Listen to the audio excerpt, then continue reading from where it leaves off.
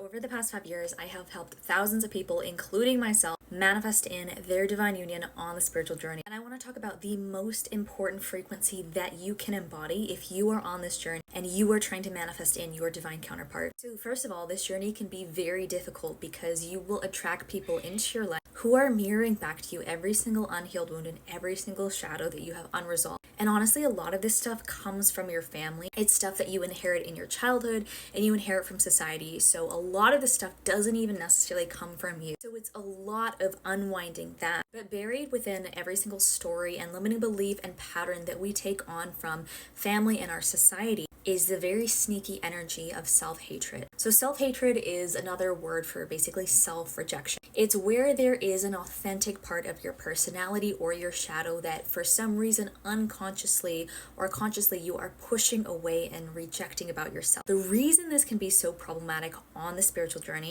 and especially when we are trying to manifest in love, is that the more spiritual that you are, the higher vibrational that you are, the bigger a purpose that you had for this lifetime. You are going to see everything about your energetic field amplified and reflected back to you so much more than the average person. The reason being is your soul came here to evolve and to refine your energy, to clear and resolve your karma, and to heal your wounds and to fulfill your purpose. So everything in your external reality is going to be amplified. And this includes self-rejection and self-hatred. This is why you'll see a lot of people on the twin flame journey experiencing so many different degrees of rejection and separation, because these are all wounds that are within that frequency of rejection of the self. Because we can't experience something in the external reality if we have not yet experienced that in our own vibration. And it's not even always things that we are doing to ourselves or consciously creating.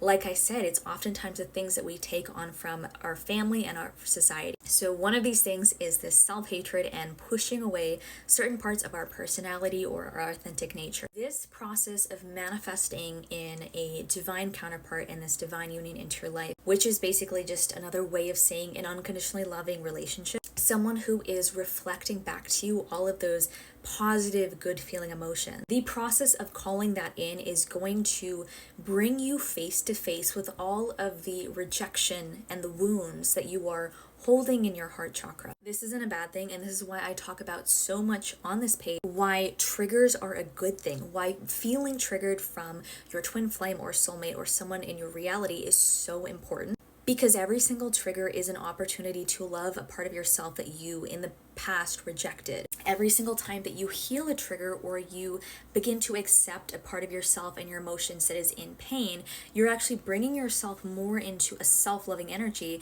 which is the exact energy that is going to attract in that divine counterpart. So really, this work of manifesting in your divine counterpart is becoming aware of the wounds that you're holding around how much you can love yourself, to what degree you are willing to love yourself, and to look at every area where you reject certain parts of yourself and to reintegrate those patterns and those parts of your inner child. This can be very, very difficult because it can be very uncomfortable to face these parts of ourselves that have faced so much rejection from our family or from society. There could even be parts of yourself that have hurt others or are holding these negative patterns that affect others negatively. And it can be even very tempting in those situations to reject and push away that part of yourself even more. But it's actually the most profound thing to do to bring in this energy of unconditional love towards those parts. Every single time you love yourself, when you are feeling down, when you are feeling rejected, triggered, hopeless, no matter what the emotion is, if you simply bring in